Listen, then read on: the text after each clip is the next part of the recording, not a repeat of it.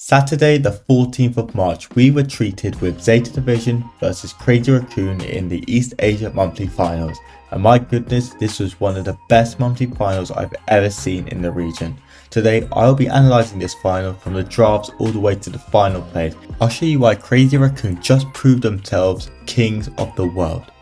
Match 1, we had Brawl on sneaky fields. What immediately screams to most drafts are tanks, high DPS brawlers and lots of aggression. Zeta were fortunate enough to go first and were able to snipe the ball which had passed through the bans. Crazy Racoon, already at a disadvantage because of how dominant Brawl had been that day already, pick up Sandy and Lou. Zeta pick up Glober and Mo. Again, Glober another brawler that had passed through the bans. Now before we even move on to the final pick, I was immediately satisfied that Zeta were about to grab both sets here and take this final in a 3-0 fashion. The synergy between the Glober's insane healing capabilities and Brawl's aggressive and lethal playstyle were a force that should have never made it through the ban phase and almost assured a definite win. And the cherry on top was a Mo that provided some range attack and aggression through the super and overall lane dominance. But what if I told you that Crazy Racoon wanted this draft to happen? They let the Brawl and the Glober slip through the ban phase because they had come into this game with a plan to shut them down. They were willing to risk everything to face this matchup and had calculated the best draft to counter Zeta. Their final pick was a Willow. Now this is where the penny dropped for me. Notice how every brawler in CR's team has some sort of stunning ability. Sandy's gadget, Lou's freeze and our Willow's mind control. This meant that when CR were in the face of danger, they could use their abilities to take down the aggression of Bull or Mo and launch a devastating counterattack, which we are lucky enough to see at least once this game. Zeta's aggressive draft meant that they had dominance in the mid, Bull and Mo being able to hunt down the wings while Glober hold down the center. CR will lose in mid battle every time, so they are always forced to retreat to their goal, but that is where they thrive here. With Lou and Sandy being able to hold down these choke points and Willow hiding behind this wall to provide further support, CR have designed a perfect defense against Zeta's aggression. However, game 1 is a clean sweep from Zeta Division. They dominate the mid as CR don't have enough time to adjust to the aggression of Bull and Mo, falling easily and leaving their goals wide open.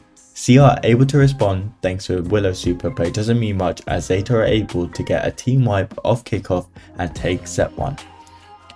Can just push that forwards and super, and that should be a goal. But Batman is just going to have to accept this goal, I think, because Tensai in too much of a strong position to be able to defend. The walk, and especially when you're tethering onto enemies or your teammates, they just have to walk around the corner and it's an easy access. Look at this though, double dive in coming out from Zeta Division, all blue members. Just a kick 4 will seal the first game, and already Zeta Division have started off hot. It's a worrying start for Crazy Racoon, but they are still adjusting to the plan. They almost concede straight off the bat in round 2, but they hold on. Again, a big loss in the middle meant they got overwhelmed, but their defense is rock solid in tight situations. They managed to walk up the pitch, and thanks to a Lou super, they get a goal. Low HP, definitely can't go up yet. I believe if they have a gadget, they can just throw this one in. Doesn't even need it. Really nice play there. A Bull Hyper super lets Zeta get the team wipe and the score. It's now 1-1 and Crazy Racoon are warming up into this final. A great Sandy super gives them enough speed to walk the ball into the goal and win the set, taking us to a double match point in the final round. Start of round 3, Zeta managed to get through the choke points and apply lots of pressure to Crazy Racoon. However, the Bull has managed to feed a Sandy and a Lou super, which makes it significantly harder for Zeta to heal, and the slippery ice slows him down enough for Tensai to land these Willow shots and get the team wipe before his teammates respawn. Now this was the defensive measure I was talking about, using all of their abilities to shut down an offensive play in order to now launch this counter-attack.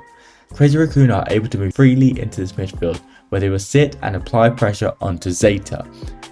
When uncontested, Crazy Racoon dominate this mid, and using their abilities they can hold it down for long periods of time. Zeta try regaining this control through a Bull super, but he's easily taken down, along with the Mo providing enough time and space for this ball to be walked into the back of the net, taking them 1 goal away from a game win. Crazy Racoon hold on even through the massive pressure applied through Zeta. They are sitting on their goal line, but getting the kills and holding down their position. Plays his cards right as Tensai tries to body block as much as possible. The mind control just in the nick of time. The cracks start emerging though as the Mo manages to get a super to the goal, applying enough damage to weaken Crazy Racoon down for the ball to walk through for the team wipe, taking this game to overtime. Now this was almost a flawless defense. Had the Mo not gotten the super, I think that would have been the game right there. But here we are, overtime, and this is where the game opens up and the tables now turn.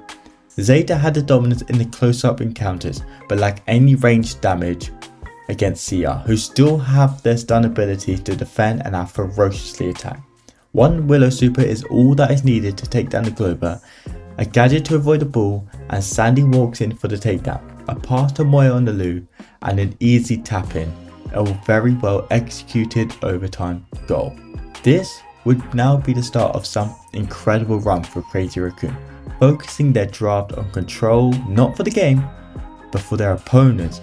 Literally, in football terms, man marking or target drafting their opponents. They would keep on going, dominating these drafts and walking through the next few sets. Match 2, we are in Hot Zone, dueling Beetles, a very unique as it is often opened up for long range and splash brawlers to hold control. Similarly, supports and healers are often picked to maintain that center control. Crazy Racoon go first with a Lu pick, a very common and secure pick. Zeta reply with a Ruffs and a Chester. Ruffs is a really good support brawler, especially with his sandbags, and Chester is a brilliant high DPS brawler and with his recent buff has seen lots of pick rates and a lot of win rates. Crazy Racoon then reply with the last two brawlers, Bo, a very good choice in the meta with his recent buffies, and then Mortis. Alarm bells start ringing. Zeta have a Chester and have now just picked a Meeple, two very strong counters to Mortis. Why would you pick Mortis against this lineup? Well, the objective of Mortis is not to be in the zone or even to get killed. It is to cause chaos and confusion for Zeta Division. And who else would be more appropriate for this than 3-time world champion himself, Tensai. Tensai has one objective: dash at the enemies and force them back towards spawn, creating room for his teammates to walk up and take control of the center.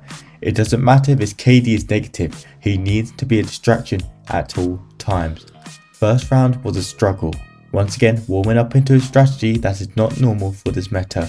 He is getting destroyed by the Chester, Meeple, Ruffs, but that's the plan, because you will see that his team are gaining zone percentage while he is threatening Zeta.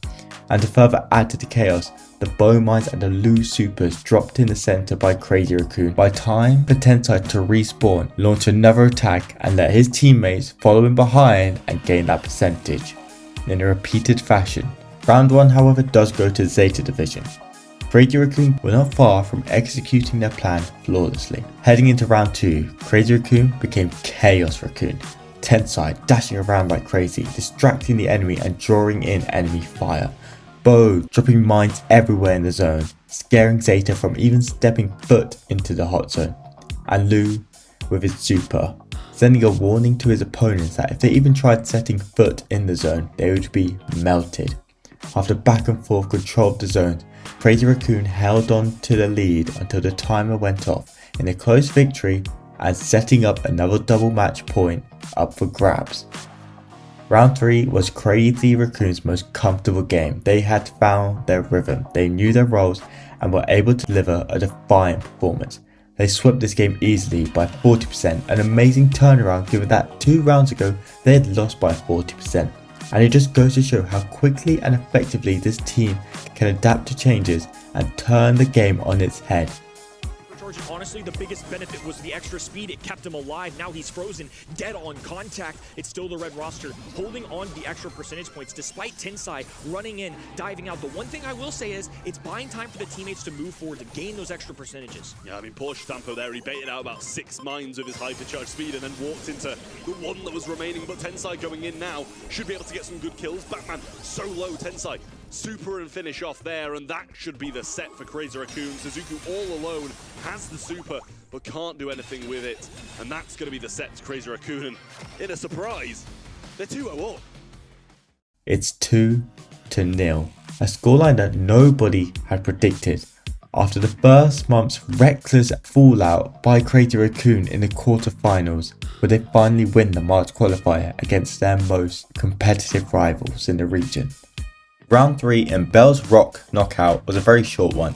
Funnily enough, the drafting had switched. Crazy Racoon had selected a team made for control, while Zeta went with a cheese draft of Mortis and Kit, securing them the win very swiftly. They managed to cheese their way through all of the rounds and just get a clean victory. There's nothing much to say here, but it's now 2-1 and the next game mode is Heist. Falter here and hopes of winning their first monthly finals in 2026 diminish significantly. They cannot afford to let Zeta Division gain momentum like this. Round 4 Heist on Safe Zone. There are dozens of strategies in Heist that can be deployed through brawlers such as Miko, Chuck, Melody, Kaze, and so on. This will be a game decided on who has the best defense rather than offense. Crazy Racoon are fortunate enough to go first, and with ball open in the draft, they choose a Bell. Okay, bit weird not to choose probably the best pick right now, and also not to go with a brawler that can deal lots of damage on the save, such as Melody or Miko, but maybe this is part of the plan. Maybe they're doing another counter drafting strategy against their opponents. Zeta decided to go with Bo for strong center control and the Colette, another great brawler for safe damage, and also it kind of just shuts out the ball or any tank options. Crazy Racoon now need to respond to this and they decide to pick up the Leon and the Bull. Why take the Bull? And surely Leon will struggle at distance. Well, Crazy Racoon have done it again. They have counter drafted. The Bull will be melted by the Colette 9 times out of 10. But that's where the Leon comes in. He can sneak through and take down that Colette, giving space for the Bull to push up and get onto the safe.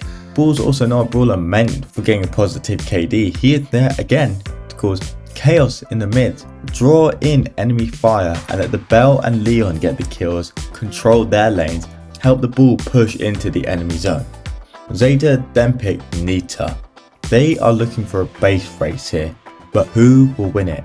Bruce and Colette or Bull and Leon?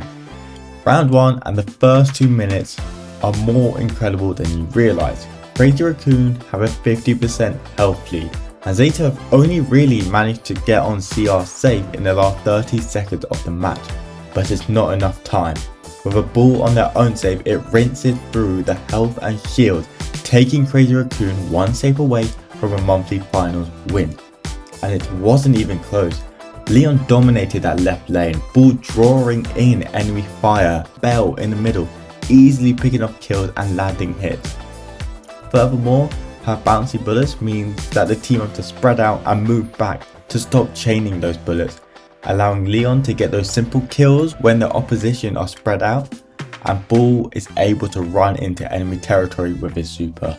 Round 2, Zeta start fighting back. They managed to find a breakthrough onto the save a few times, taking it down to 30%, but in the end it was never going to be enough.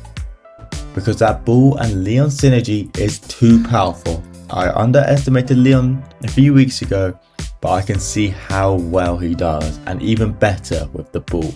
Together they rinse through the save, winning the set, win the game mode, and crown themselves King of East Asia once again.